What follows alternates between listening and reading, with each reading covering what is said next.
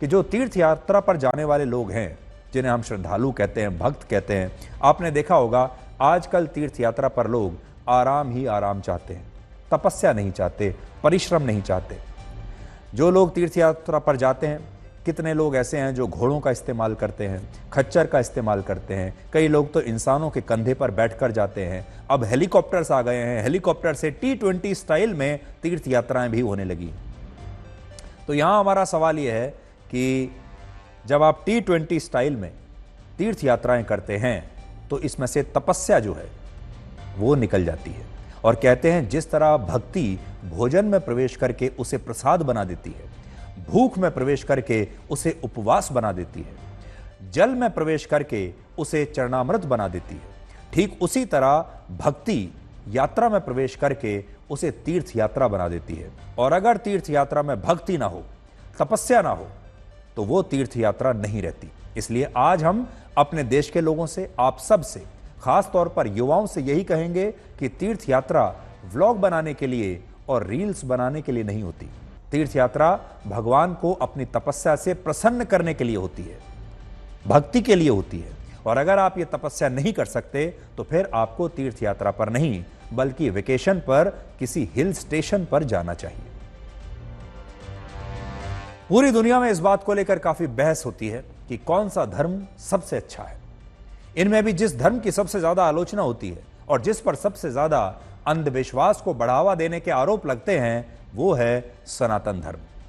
आपने इस समय महाकुंभ के दौरान भी देख लिया होगा, बहुत सारे लोगों ने महाकुंभ का मजाक उड़ाया, कहा यह तो अंधविश्वास है, बेकार की चीज है, और न जाने क्या क्या कहा। हमारे देश में एक बहुत बड़ा वर्ग ऐसा है जो यह कहता है कि पृथ्वी, आकाश, अग्नि, जल, वायु, पेड़ पौधे, नदियां, पर्वत और पत्थर में भगवान कैसे हो सकता है। आपको इस पत्थर में भगवान कहां नजर आ रहा है? ये कैसे लोग हैं जो पत्थर की भी पूजा करने लगते हैं? संगम में स्नान करने से पाप कैसे धुल सकते हैं?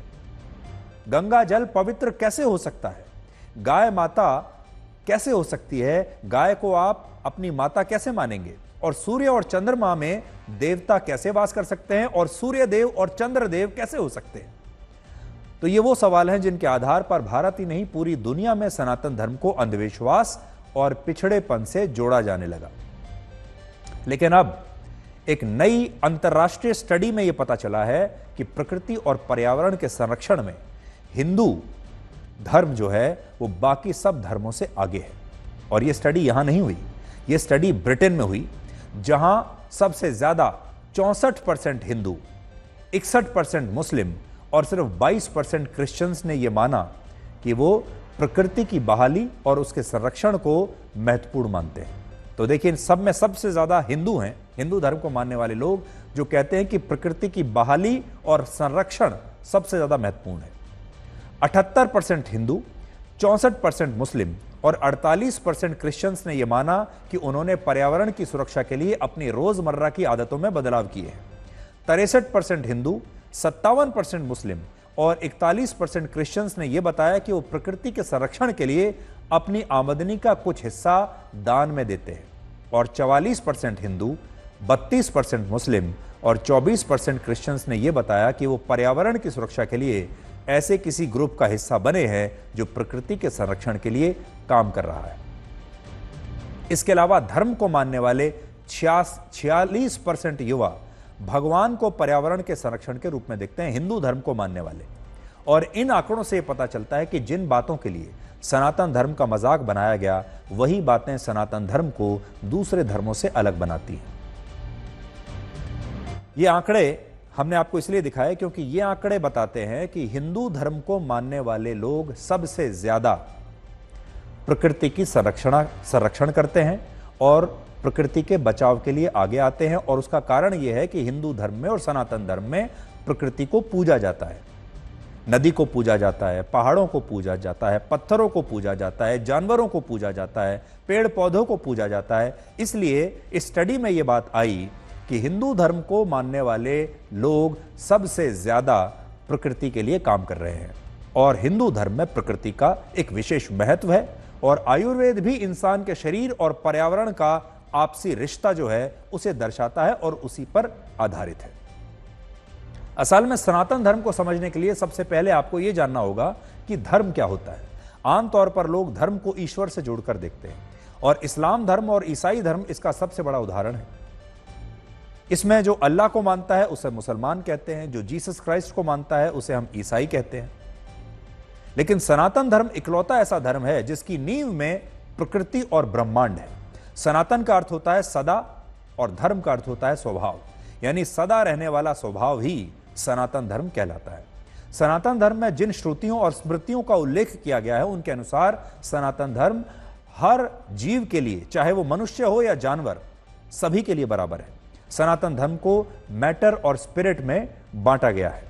मैटर का मतलब है ये पृथ्वी, आकाश, अग्नि, जल, वायु, पेड़ पौधे, नदियां और पर्वत, और स्पिरिट का मतलब है वो शक्ति जो इस पूरी प्रकृति में वास करती है। अग्नि में जो शक्ति है, वायु में जो शक्ति है, पेड़ और पौधों में जो शक्ति है, और यहां तक कि मिट्टी में जो शक्ति है, वो एक स्पिरिट है। और स्पिरिट यानी शक्ति को ही सनातन धर्म में ईश्वर माना गया है। इस पृथ्वी पर कोई भी इंसान प्रकृति को नहीं बदल सकता, और सनातन धर्म इसी प्रकृति को धर्म का रूप मानता है, ईश्वर का रूप मानता है। आपने देखा होगा हमारे देश में पीपल के पेड़ की पूजा होती है, तुलसी के पौधे, नदियां और पर्वत, इन सब की पूजा होती है। सौर मंडल के सभी ग्रहों की पूजा होती है।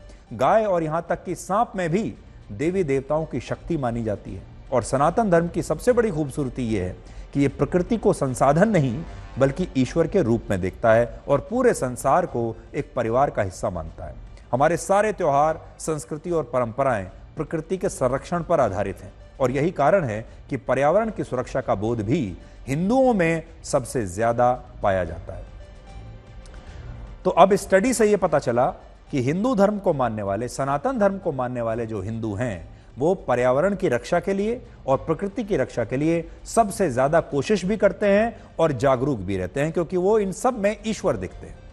लेकिन अब एक दूसरा तथ्य देखिए, जिस भारत में सनातन धर्म को मानने वाले सबसे ज्यादा लोग रहते हैं, 116 करोड़ लोग रहते हैं, वहीं की हवा, उसी देश की नदियां और वहीं का पर्यावरण इस वक्त पूरी दुनिया में सबसे ज्यादा दूषित और प्रदूषित है।